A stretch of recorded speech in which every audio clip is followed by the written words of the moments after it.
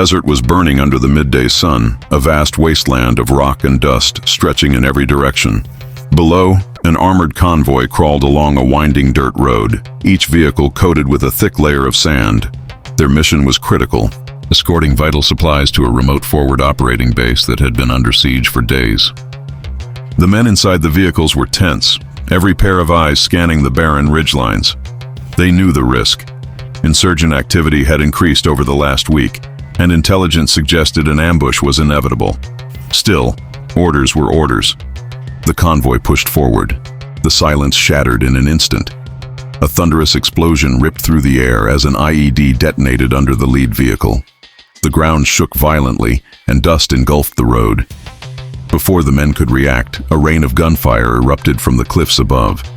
The convoy was pinned, trapped in a narrow valley with enemy fighters firing from all directions. Chaos consumed the scene.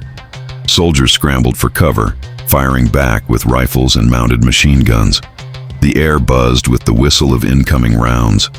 The enemy had chosen their kill zone well. Every second felt like an eternity. On the ground, the commander shouted into his radio, his voice nearly drowned out by the deafening battle. Eagle Command, this is Hammer 2. We are in heavy contact. We need immediate air support. Repeat, immediate air support. There was no reply at first, only static. The men braced themselves, the weight of hopelessness settling on their shoulders. Then, a calm female voice cut through the chaos. Hammer 2, this is Viper 1, A-10 inbound. Mark your position with smoke. Every soldier froze for a split second, stunned.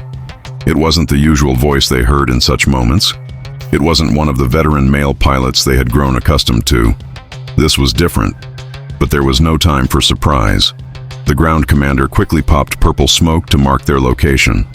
Minutes later, the low rumble of jet engines rolled over the valley. The sound grew louder until it became a roar that shook the ground. And then they saw it, the A-10 Thunderbolt II, the Warthog, slicing low across the horizon. Its rugged frame looked almost ungainly compared to sleek fighter jets, but every soldier knew what it carried. The heart of the beast, the GIU-8 Avenger, a 7-barreled 30mm cannon that could shred tanks, bunkers, and anything in its path. Viper 1's voice was calm, controlled, almost too calm for the chaos unfolding below. Hammer 2, I have eyes on your position. I see enemy forces on the ridgeline. Stand by for a gun run. The soldiers looked up as the A-10 banked sharply, rolling into its attack run. A hush fell over the battlefield for a single breath. Then the air was torn apart by a monstrous sound. The growl of the GIU-8 cannon. Brrrt! A stream of glowing rounds ripped across the ridgeline. Rock and dust exploded where enemy fighters had been firing. The sheer power of the cannon sent shockwaves through the valley, drowning out everything else. The soldiers on the ground cheered instinctively, adrenaline surging through their veins. Enemy fire faltered. The insurgents who had been so confident a moment ago now scrambled for cover, their ambush unraveling in seconds. Viper 1 climbed, rolled, and came back around, her voice steady as if this were just another day in the office. Targeting the second ridge. Stay low. Again, the A-10 screamed down, its cannon unleashing another devastating burst. Explosions rocked the cliffside, scattering fighters and silencing heavy machine guns. The battlefield was transforming, the balance shifting. On the ground, the commander stared up in awe. Whoever this pilot was, she wasn't just good. She was surgical, fearless, and utterly precise under pressure. The convoy that had been minutes away from annihilation now had hope. The radio crackled again. Enemy armor spotted moving in from the north. I've got this. The soldiers turned their heads and saw it too. An armored technical rolling toward them, its mounted weapon ready to unleash hell. But before it could fire a single shot, the A-10 swooped low, unleashing a missile that streaked into the vehicle. A fireball erupted, shaking the valley floor. The pilot's calm voice returned, almost reassuring. Threat neutralized. Hold your ground. I'm not leaving you. For the first time since the ambush began, the men in the convoy believed they might survive. And somewhere in that cockpit, the female pilot of Viper 1 tightened her grip on the controls. This wasn't just about flying. This was about saving lives and she wasn't going to let anyone down. The valley was still alive with fire and smoke, but the balance of power had shifted. The convoy, moments away from being wiped out, now had an angel in the sky. Every soldier on the ground clung to the thunderous roar of the A-10's engines, as if that sound alone kept them alive. But the fight wasn't over, not even close. From the northern ridges, new flashes erupted. Enemy reinforcements, heavier, more organized. The insurgents had been waiting for air support, hoping to trap whoever came. A sudden wave of surface-to-air fire streaked skyward, bright trails clawing toward the A-10. "Missile launch! Missile launch!" a soldier screamed into the radio, but Viper 1 was already moving. With a sharp roll and a burst of countermeasures, she dodged the deadly streak of fire. Flares burned bright in the sky as the missile lost its lock and detonated harmlessly in the distance. Her voice cut back in, calm but with a steel edge now. "They want to play rough? Fine, let's finish this." She dove low, hugging the terrain, vanishing behind the ridge.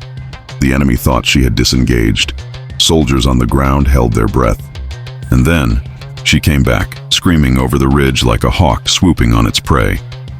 The Gaiu-8 thundered again. Brrrt. The cannon's devastating stream of fire ripped into the enemy's hidden positions, destroying missile launchers before they could reload. The sound was deafening, primal, the kind of sound that broke the will of men. The enemy lines began to crumble. On the ground, soldiers rallied. With the cover the A-10 provided, they reorganized, treating their wounded and reinforcing their defensive perimeter. Their commander's voice was firmer now, hope reborn in his tone. "Hold steady! She's giving us this chance. Use it!" Another explosion shook the valley as Viper 1 released precision bombs on an enemy convoy approaching from the east. Fireballs rose into the air, painting the desert in shades of orange and black. The battlefield, once a death trap, was now a showcase of sheer dominance.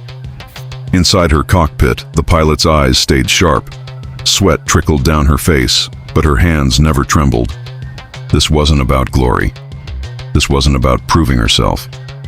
This was about one simple thing: the lives of the men trapped below. For 40 relentless minutes, she flew run after run, each strike devastatingly accurate. Every pass bought the convoy more time. Every burst of fire tore away at the enemy's confidence. Slowly, methodically, she dismantled the ambush. And then, silence. The enemy fire dwindled to nothing. Survivors fled into the mountains, their ambush in ruins. Smoke curled up from burning vehicles, the valley littered with wreckage. The battlefield was quiet, except for the rumble of the A-10 circling above. The commander picked up his radio, his voice raw with exhaustion. "Viper 1, this is Hammer 2. We owe you our lives." For a long moment, the only sound was static.